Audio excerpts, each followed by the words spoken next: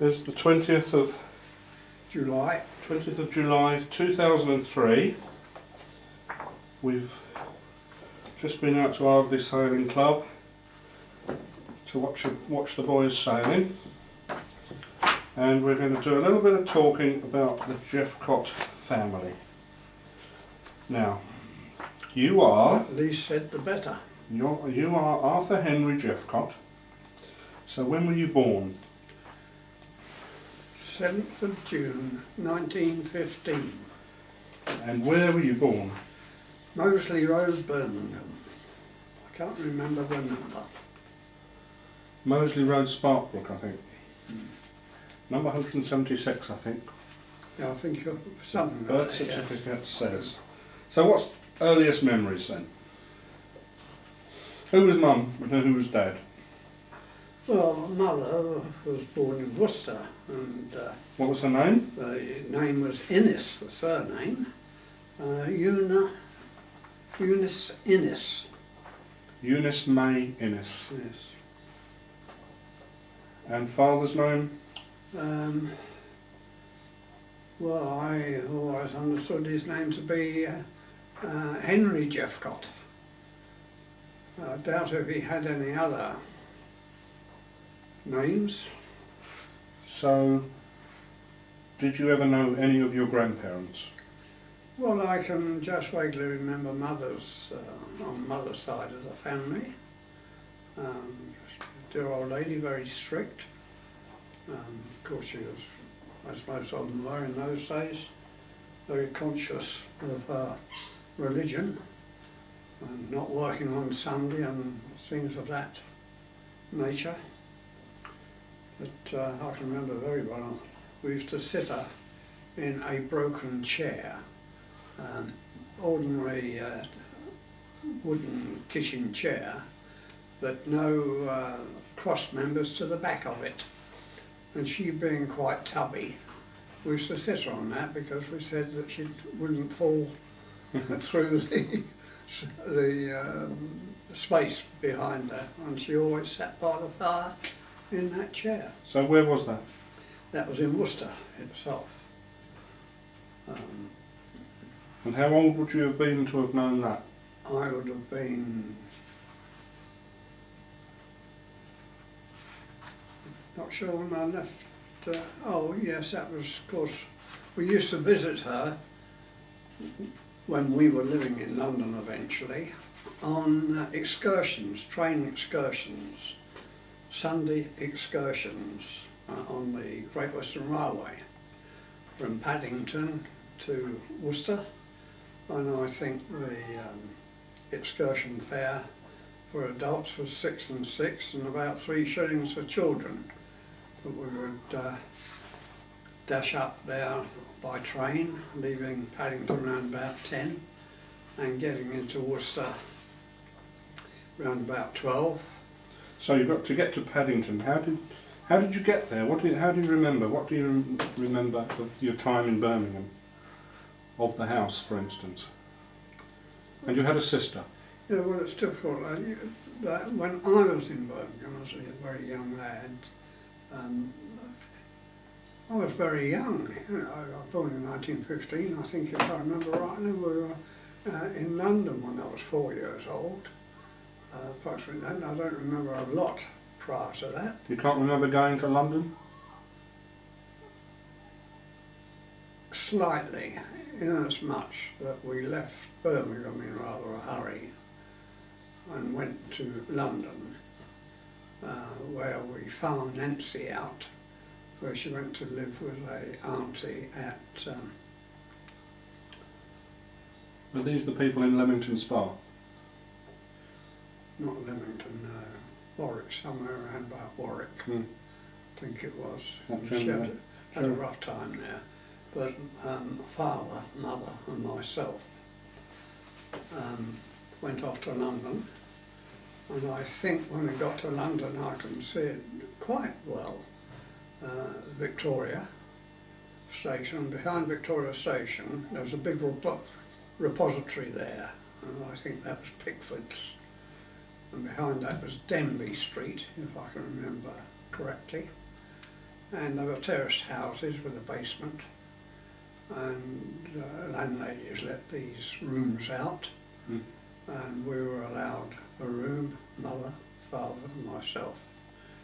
But Dad would go out looking for work. So what did Father do for work? He was a plumber.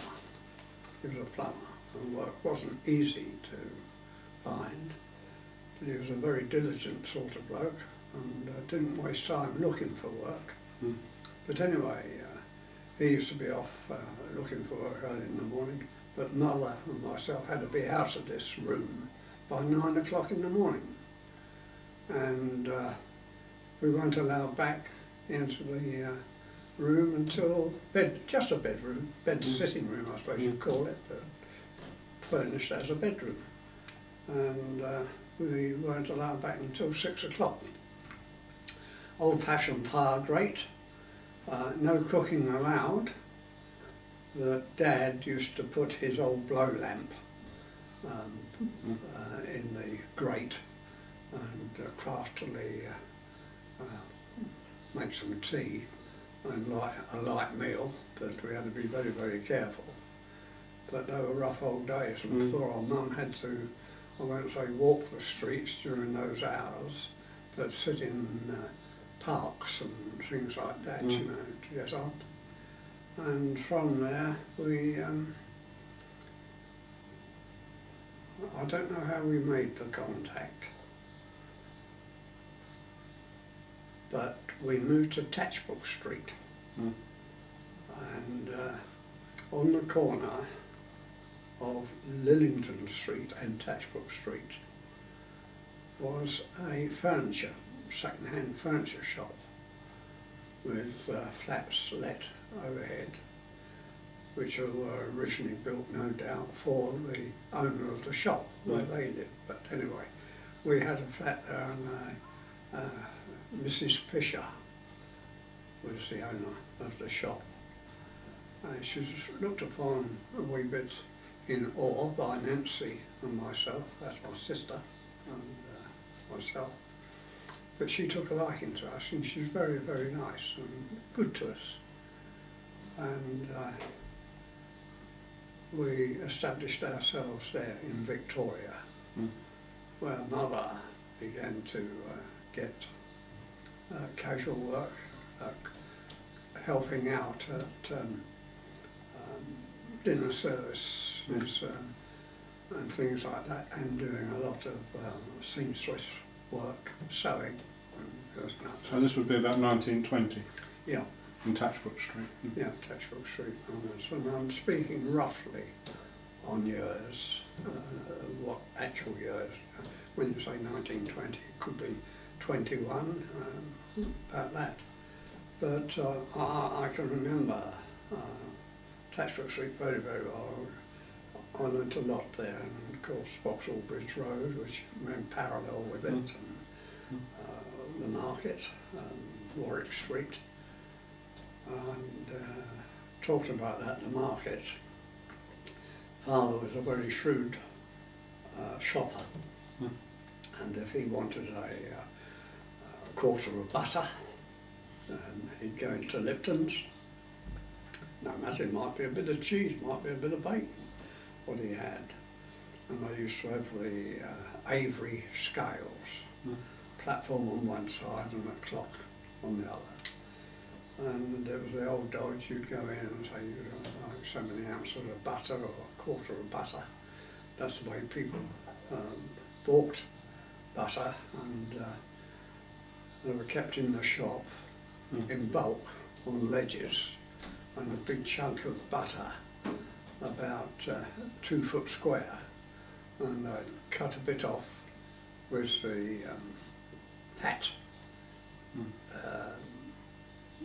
The pat balls that you use for that, and put it on the scales, and had a habit of just touching the scale with their knife quickly, and the old key would wave over, and Dad would say, "All right, my boy, just let the scales rest."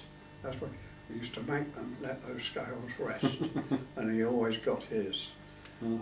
It How had did to he be speak? Pardon? How did he speak? Did he have what sort of accent did he I have? can't remember him having any accent. Mm. Mind you, he used to say there were only two types that came from Birmingham, and they were thieves or vagabonds. I said that was his attitude, but I cannot, for the life of me, recall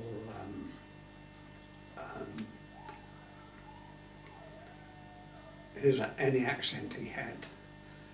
But eventually he was, looking back, I suppose he could have been a bit of a dandy, because as I grew up a wee bit more, and that I can remember him, he used to really dress well on a Sunday, and a trilby and spats. Did he go to church on Sunday? Yes, he was All very of you? All of you used to go to church? He was a very devout man, Dad.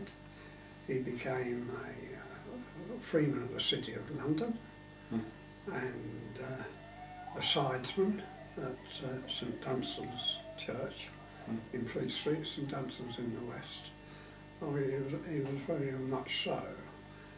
I understood that he was a Quaker in his early days, but I don't recall anything of those days. But when we came to London, and we were living in Tatchell Street, in places close to it, St George's Square, Pimlico, and Belgravia, he followed the Salvation Army for a period, much to our amazement, the family's amazement, that he was always conscious. Was he a fit man? Pardon? Was he fit? He was fit.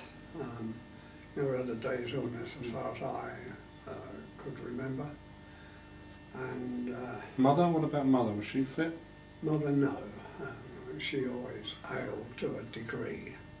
She'd had a tough old life. And it was whilst we were at Tatchell Street that, and I would be, by then, I'd be about 11 years old. We'll have to hold on there because we've got somebody at the front door. I'll just go and sort it out. Give me a minute. Right, I don't want to hear from you because I'm doing some recording with Daddy. Now what are you doing? What's the problem? Oh, would you like to be quiet? Don't tell the listeners well to be quiet. Yes? I don't want to hear anybody. It's all right, it's only Harry. It's only Harry. Sorry, where were we? Tatchbrook Street. Well, Yeah. you were 11 years old. 11 years old, Mother had her breast off. Oh, did she? Yeah. And, Breast cancer. yeah. And the chief medical, I'm a bit out of court here on sequences, you know, it's so long ago. No, But it's anyway, okay. at the time we were being treated by the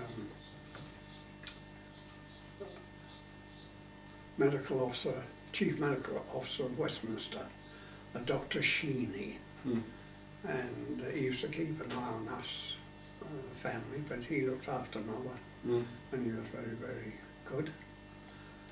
And instance there, the way the schools treated you, which I think would be very foreign to their ways of life nowadays. But on the day of Mother's operation, assembly at St Clement Danes School, which I went to, of Oranges and Lemons fame, I was told to stay behind after assembly, which I did. And Mrs Lynch, who was a senior teacher in the school, acting temporarily because the headmaster's position was vacant through illness. But she got me on one side and she said, Arthur, Mother's having her operation today, isn't she? I said, yes. Oh, she said, have you said a little prayer for her? And I said, no. Oh, yeah. And I said the prayer. No. She said, well, now you go away quietly into one of the cloakrooms and you say a little prayer for Mother. And that has stuck with me all these years. And I've never heard anything said like that in a school since. And that was the attitude there. The teaching in the school even was quite a robust Church of England outlook. And thinking that we were talking when I was 11 years old about a school which I still go and visit today. St Clementine's. St Clementine's, and collect my orange and lemon, as big as I am, but I've never been refused yet. So that was that. But of course I have missed a couple of aspects I can remember in Birmingham. When I followed the pigs and got lost and things like that. Come on, tell me the story then.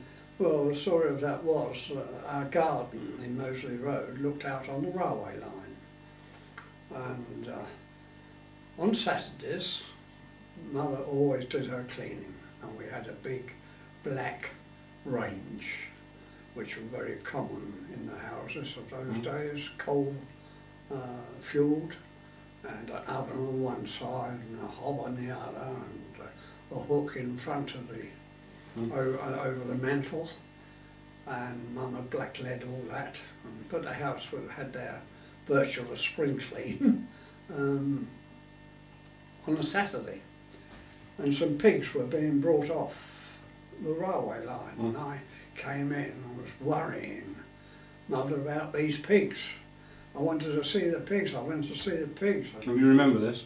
Eh? You can remember this? I can remember it. I can remember Mother kneeling down with a hessian apron on and a fender, big fender we had. I can see it, young as I was.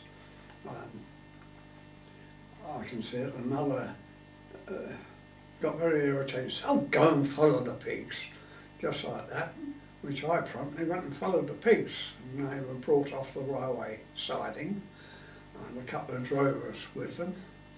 And I followed these drovers, and I followed them quite a way across Birmingham. And they drove into a yard with some big boarded doors to it, and left me standing on the pavement. And I stood there until these two chaps came out, these drovers. I can't see their features, but anyway, they came out in a van, old style box arrangement. Go on, off, and left me to it. Of course, I'm promptly lost. And some kiddies came up to me. I said, "What's up?" Them, you know. And I suppose I told them. And they took me home with them. And to keep me quite happy, torches, electric torches in those days were always flat battery with a big like glass marble top, you know, lens to it.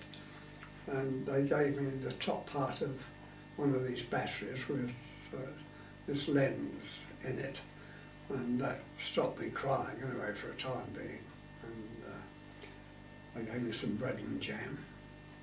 Next I knew, the mother took me off to the police station, and the police were very good. They sat me on a high stool by the fire in the police station. Some of this narrative I can't quite remember because, well, it's a long while ago. But anyway, I suppose word went out, a kiddie being found, being circulated. I know a couple of the canals near home were dragged, you know, to see if I got into the canal and drowned. And then they farmed me out to an old couple in a little cottage place, which I can't remember distinctly, but I can see the door, I can see the window and the curtains. And these two very old people were going to look after me. And it came to the evening, and they were going to put me to bed, and I can see vividly, even now, and every time I thread a needle, I think of these people. I can see this old chap up at the window trying to thread a needle with cotton so they could sew a button on a shirt they'd found for me to use as a night shirt in bed. And whilst they were doing this sewing, knock at the door, Mum and Dad had been put in touch by the police that I was there. And I think you've heard me say on this story, it's the first time in my day I can remember my father crying over me. And he put his hand up on the wall and his forehead on his head and he said, "Thank God."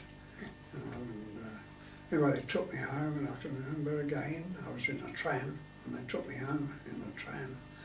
And a woman there got talking to my mother, and I was sitting on her lap. And Mother thought heard the story that I'd been lost and they were just taking me home, and she gave me sixpence, and that was a lot of money, sixpence. And it was reported through the family, and I got to know that Dad's friend went into the local pub the Sunday night, got hold of one of these drovers and grilled him and said, and you sent my little kiddie to find his way home. And I cracked him one. That's the end of that narrative. And then another time, I used to go along the road and play with a little girl called Valerie. And they had a big dining table covered in a cloth. But one corner of the table always had the cloth pulled back and a pad on the table. And the biggest teapot I'd ever seen in my life, about that big, had a big family, always stood on that corner. And on this particular Saturday, I was there and I said to Barry, "I'm going to move this teapot." And I can remember vaguely she trying to prevent me. So I lifted this teapot and dropped the blasted thing. And I can see the old tea leaves all over my feet now. That was the last time I was ever invited to that house.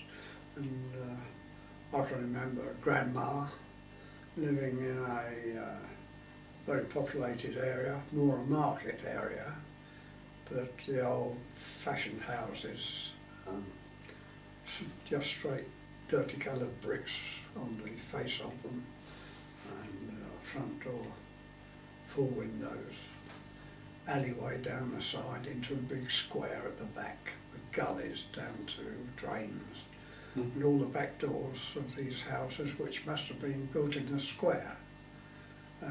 People of our ilk living there, and I can't remember Grandma, but one of Dad's people lived there, and I can see the old-fashioned washing machine, Mangle, yeah. and which I got my fingers caught in on one occasion, and the dollies. You know what a dolly is, don't you? And it seemed the fashion that all these women that did their own washing always had a Hessian apron on. That was the dress. They had Hessian aprons on. And we're still talking, are we talking about London here, or? No, Birmingham? I wanted to go back just to tell you those couple of instances which stick out in my mind about Birmingham. And there's only one more thing I can remember distinctly, was in the Moseley Road, trams ran. Very wide road, Moseley Road. And trams used to run along the far side, and the normal horse cart traffic and the fire engine coming out. Even in those days they had horses on the fire engine, and I used to love to see them come out the road. And Nancy had some money for sweets. I ran out of the house and across the road, and I followed, and the tram hit me and knocked me down. I went under the tram, but I had what they called cow catchers under the tram. It was just a short fence coming down from the tram. There's the bottom of the, I suppose, shackled end, and a little short fence about that depth. And then a shelf like that with made up of sections of quartering, and of course that was the cowcatcher, they called that. And the old driver of the tram would stamp his foot down on a plunger which pushed that catcher down. He picked me up on that, so I saved any serious injury. I just injured my foot, that gave everyone a dead fright because they thought the kid had gone. And they're about the only three things that I can really remember of Birmingham. What about Wilfred? Wilfred, I've only recently, and this is strange, recently I've remembered more about my younger life than ever before. But it was only last year that I realised that I remember Mum and Dad talking in the bedroom. Mum was in bed and Dad was in the bedroom. And the bed was here, there you are, I can see it. And this marble washstand was there. Old-fashioned washstand with a hole in the middle and the bowl dropped in and a jug was there. And there was a bundle laid on this, and that was Wilfred. And so who was Wilfred? Who was Wilfred? my brother, a bit younger than me. Well, he only lived about 4 days, and he was yellow jaundice. But again, that was nothing.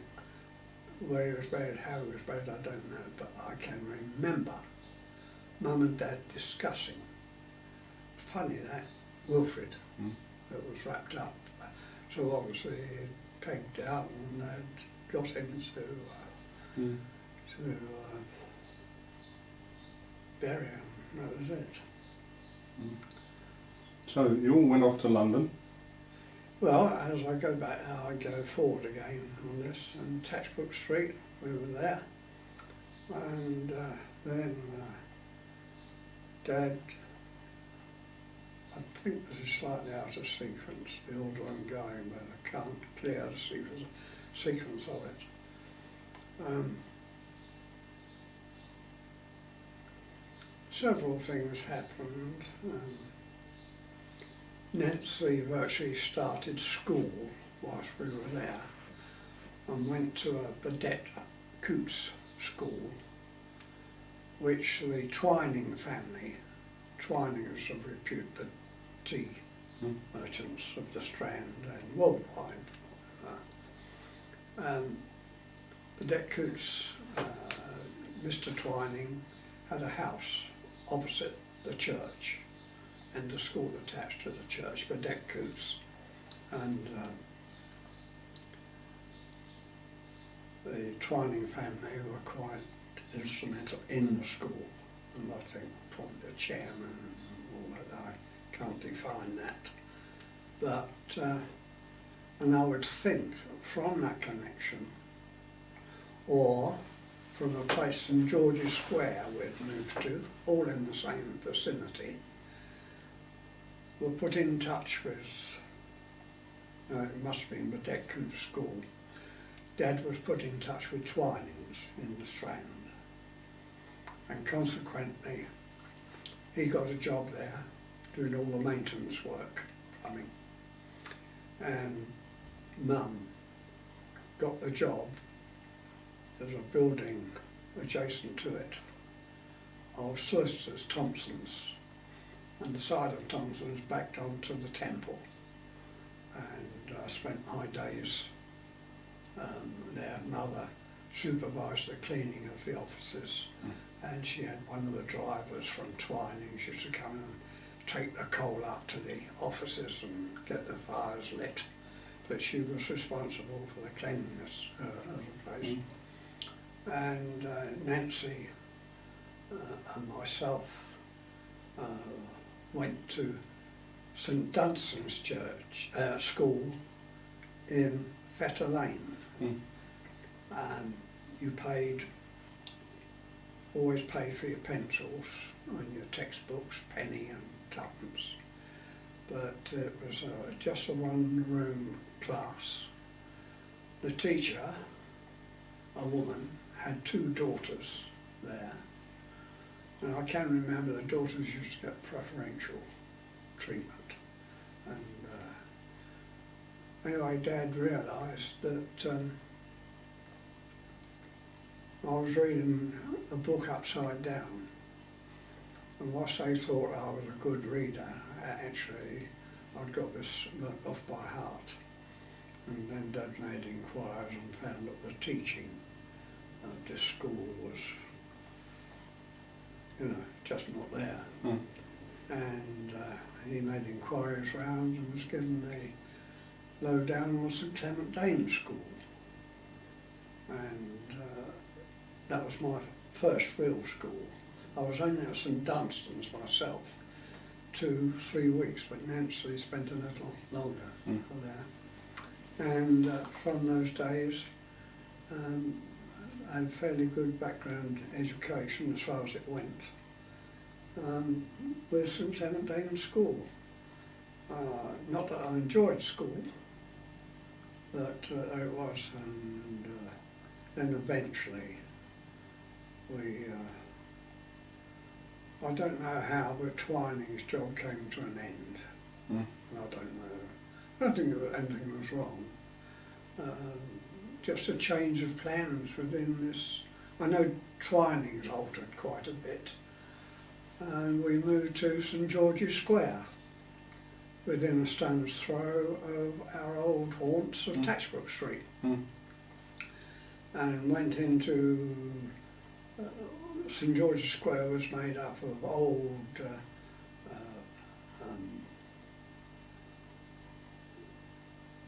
elegant flats at one time they were, and but they were turned into flats, and we had a top floor flat, nothing really to write home about. Running water? Running water, gas light, no electric. What about washing facilities? One bathroom we had. With a bath? A bath, iron bath, which was very dilapidated, and an old geyser. Flushing toilet?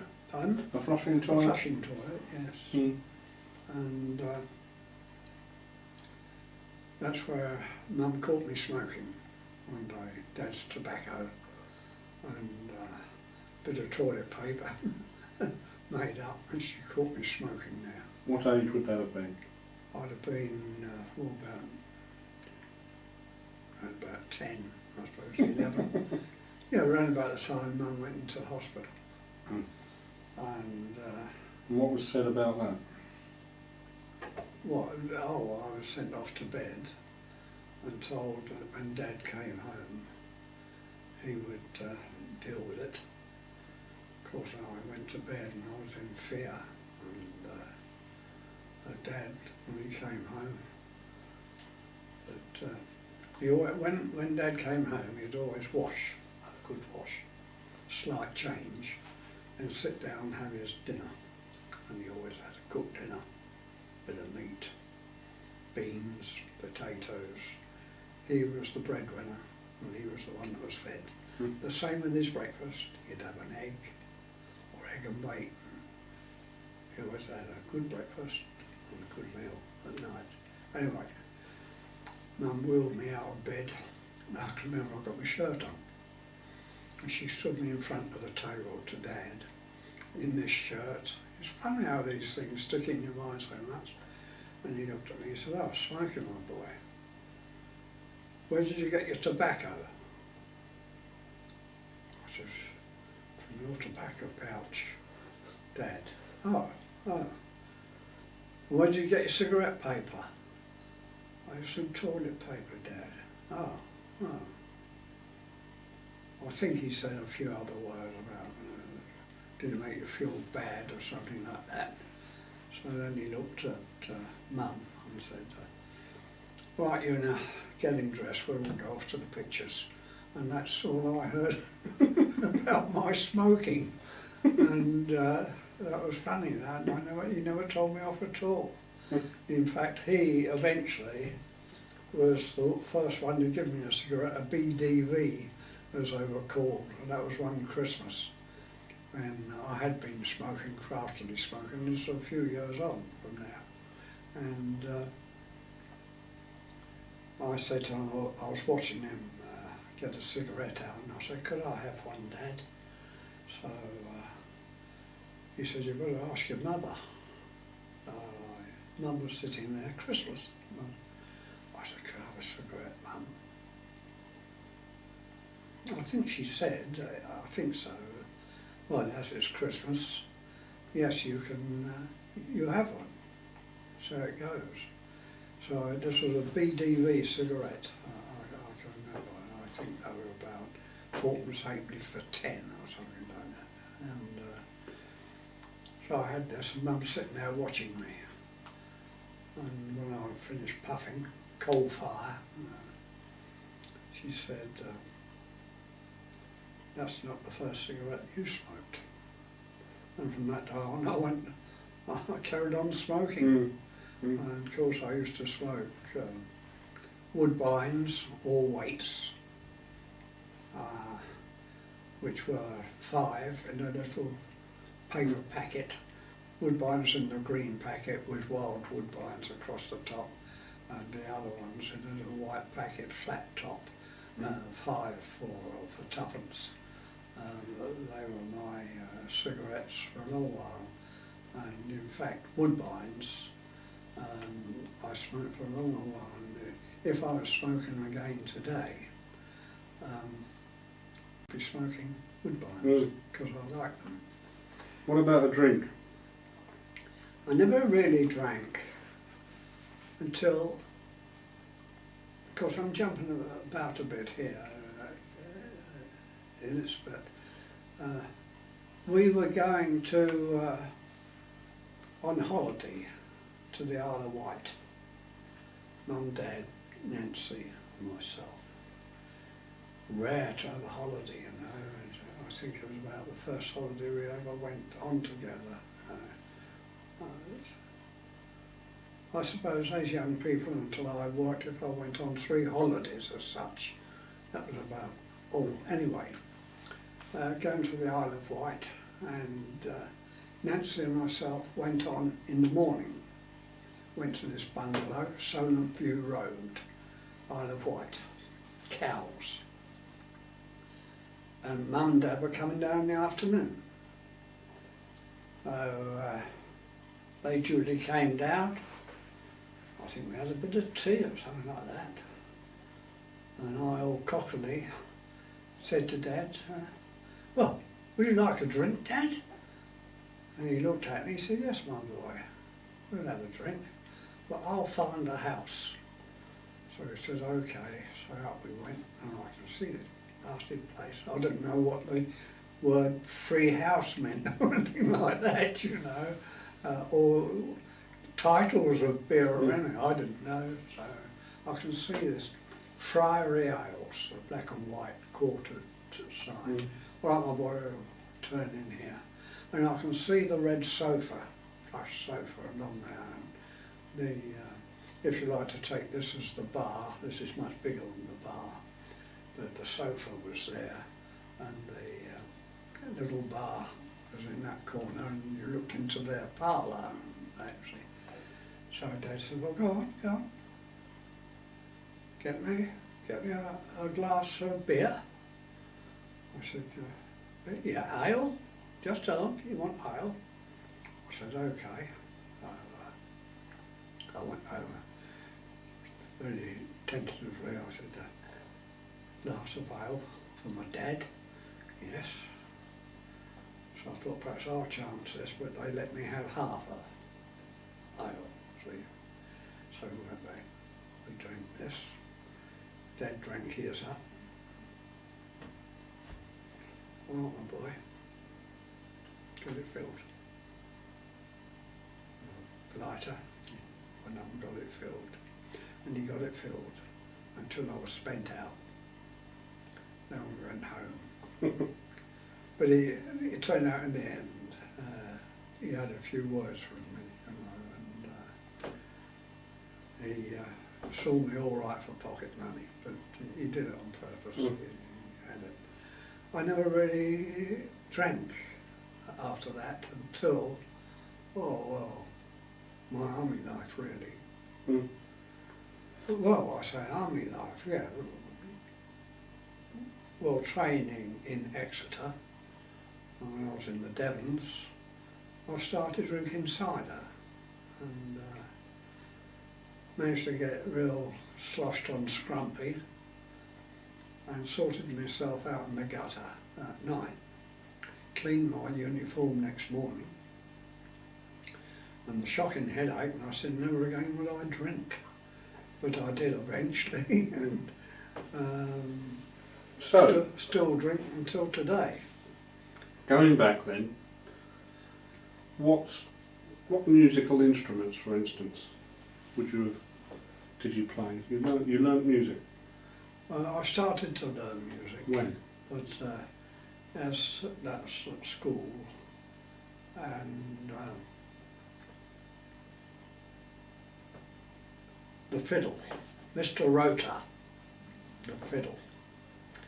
And I think we bought these violins over the weeks from the school, through the school, a few shillings a week. We got a Nancy had a violin and I had a violin, which going home from school one day in the bus, I stood up in the bus for a lady to sit down, and she sat down and saw I was holding a violin case. She said, well, what is this, a violin? I said, oh no, it's a fiddle. And the bus, you know, a bit of a laugh in the bus, I remember that. It's funny, these things that stick in mind. But anyway, old Rota got hold. I learned to play the scales, things like that, and old Rota said to me, Jephcott, you'll never play an instrument. I said, oh, he said, no, you play by ear. It was a fact. Everything I touched, mouth organ, piano, always play by ear, never by music. And once you do that, of course, no matter about your left hand, you improvise with that. Probably looks shocking, but some of my playing didn't sound too bad. But you know, things like, you know, I'm not going to learn music if I can do that, and I never have. And I managed to play a bugle, not very successfully, mouth organ, fiddle partly, piano. I did try the church organ once, but it confused me, you know. Well, I didn't even try. I tried a couple of times and I wasn't very successful. I never tried again. And there we are. So you left school at what age? At 14. I started in the 20s. I started at 19.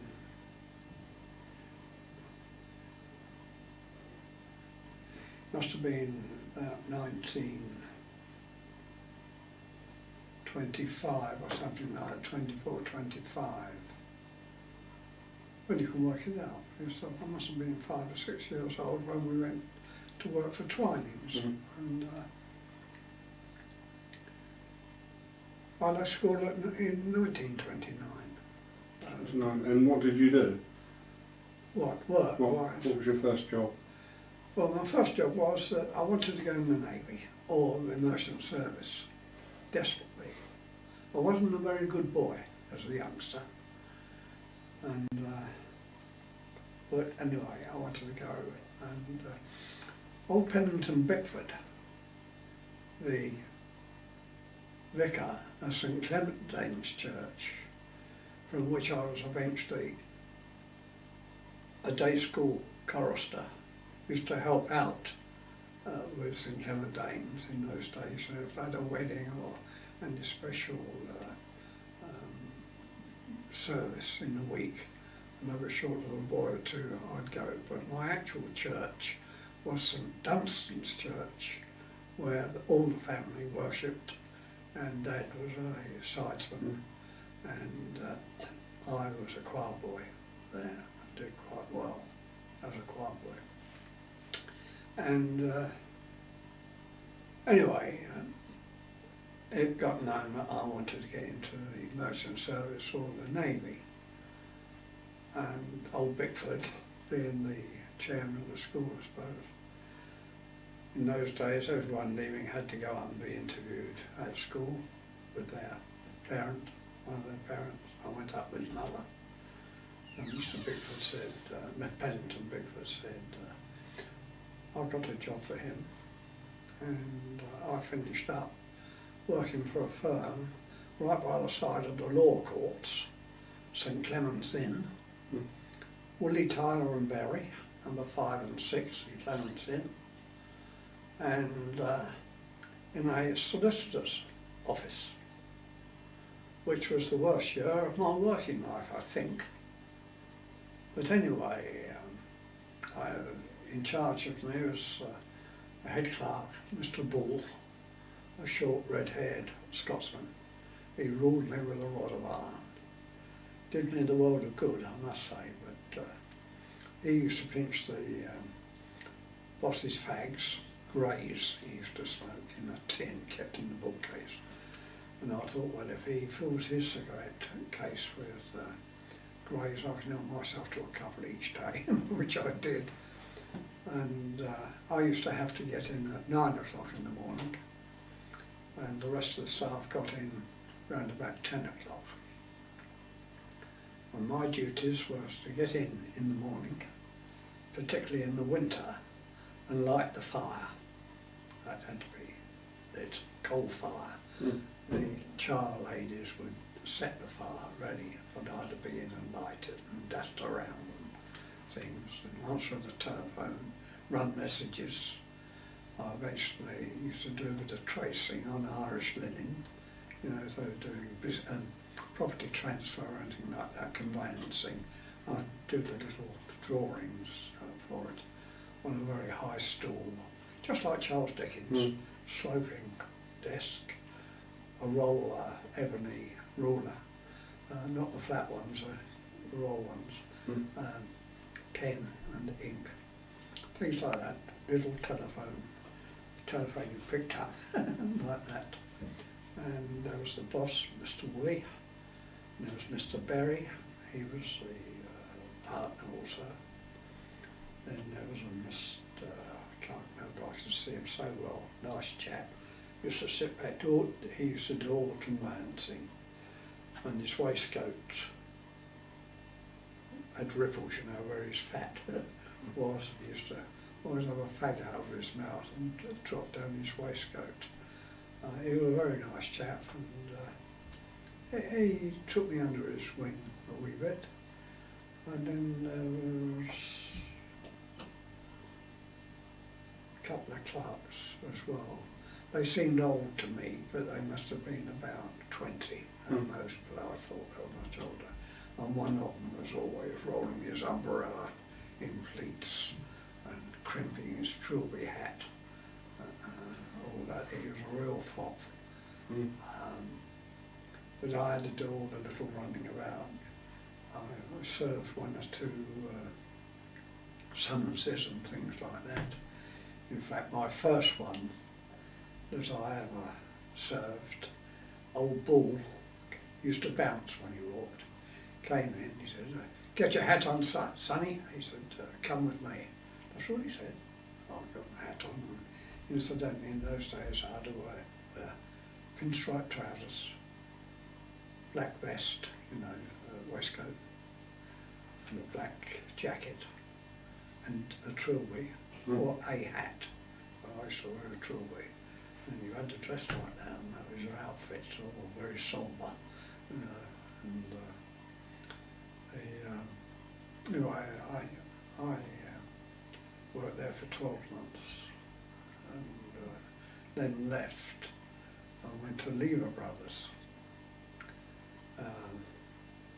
In moving about, we went to St George's Square to this mansion house, the flats. A chap named Bell next door was the chief commissioner there, and I knew his son very well indeed. And he got me a job at Lever Brothers. And not for me, Lever Brothers. They were firm mad. All they were looking for was to work their days in Lever Brothers, and when they retire, get a little house at Port Sunlight or something like that, the village that the old Lever unit had bought. And I used to go there, and I finished up. I did a stint with Mac Fisheries, which was part of Lever Brothers, and then eventually I started to take documents to Mac Fisheries in Billingsgate in the morning, and I hated that because the old fish blokes would come along with dripping hats on and push you out the road, all stinking fish, and I didn't like it a bit. But anyway, I stuck it out with them. I then went to, used to do journeys across London delivering documents. You might get a penny bus there. And on the other hand, if it was considered in walking distance, you walked, that's all. And the trouble to get these pennies and tuppences, tuppence fare, you know, was a lot. And I was at Unilever House in St Martin's Le Grand in those days, and joined the stationery department. And what you had to do, us boys had a form, a bench we used to sit on, and stationery around the building, bearing in mind it's a great big concern, stationery for various departments you'd have stacked up, and you'd take it to the departments. And stacking stationery, anything in that respect, you had to be done. And if there were messages to go, you were sent out as a messenger to do the runs. And we had Linter's House just up by the Bank of England. We used to get a penny for this do the run. And then the other chap came in. We knew London so well we could make the odd penny by going through the back doubles, London Wall. We knew our way around. And this bloke came back and something was said to him, and you're lucky in catching a bus. And he said, bus? I didn't catch a bus. I walked. There was an investigation straight away, and we lost our pennies on that. You know, they were like that. That's sort of set up with firms. Then I was transferred from there to Battersea into their garage, SPD, Speedy Prompt Delivery. And I used to do averages, oil and petrol and all that. But I was more interested in the engines of the Leylands and Beardmores and goodness knows what, that eventually got the sack from there. But anyway, let me go back to the solicitor's office. Yes, Bull came in, bounced in, said, laddie, get your hat on, come with me. And he took me into Chancery Lane. And I can remember Commissioner of Oaths on the door, on this door, and we went in there. And of course they knew each other, being in the legal profession. And this chap said, oh, is this the young fella? Yes, this is him, he said. Oh, good. So he picked up a book, said, hold that, say this after me. And of course, I didn't know at the time, it turned out to be an oath. And I signed this, and they had a chat. And we walked out, and we were going back to the office. And old Bull suddenly turned to me and said, you know that packet you took up to Leadenhall Street a couple of months ago? I said, yes. You did deliver it, didn't you? I said, yes. Sure? I said, yes. Good, because you've just sworn an oath that you have. That was my first oath, I was sure. Mm. But I left there, I couldn't stomach it. And I had rather of course by then we were coming up into the 1933s, 17 years old and things like that. Mm. And work was hard to get. And I'd rather continue at another time on this because there's a lot more can be said. Tell me a little bit about the time you fell through a roof and hurt yourself. Well, When was that's that? where I've come up to there. Mm. Yeah, well, I'll tell you a wee bit more. Anyway, we, yes, from St George's Square, from Twinings,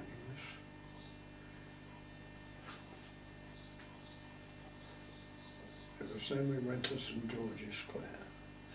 From St George's Square, we got into our first house there, and all pink inside. I thought it was funny, young as I was, you know. Mm. And these two blokes lived there, top floor. I didn't know anything about puffs and Nancy boys and things like that. And we were doing that anyway. And Bobby stopped me one night. He said, "With your parents there?" I said, "Yeah." He said, "Could I see them?" So he saw my parents and told them, "If I were you, I'd move out of this place." And he said that there were a couple of queers, you know, and there were a male brothel, and they were going to raid it. Mm. So we shifted out from there. We weren't there very long, and sure enough, they raided the place and put an end to that. Then, anyway, we moved about in St George's Square to one or two places, number 70, where we had the flat and things like that. And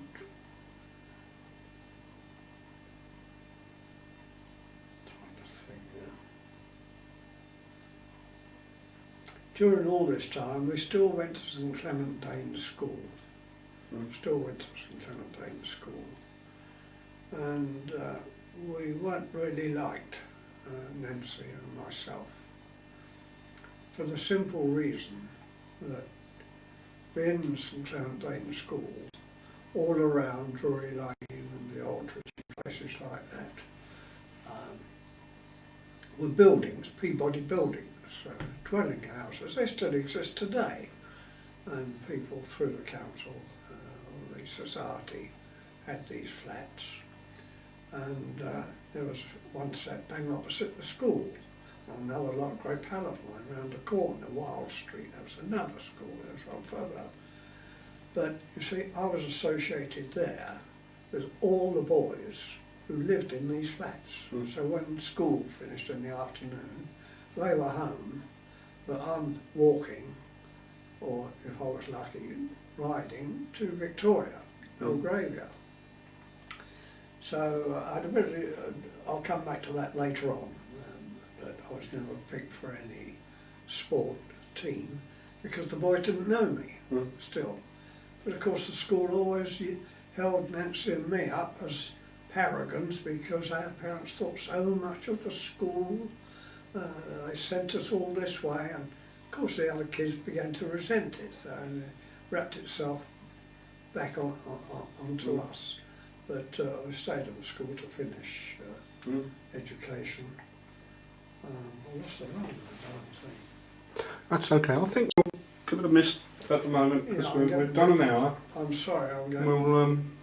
We'll come back and do some more another time Yeah, I'm because we're going to go down and have a drink at the Shoulder and Mutton, aren't we? With it, Jess, but you may be able to make sense of it. Oh no, that's fine.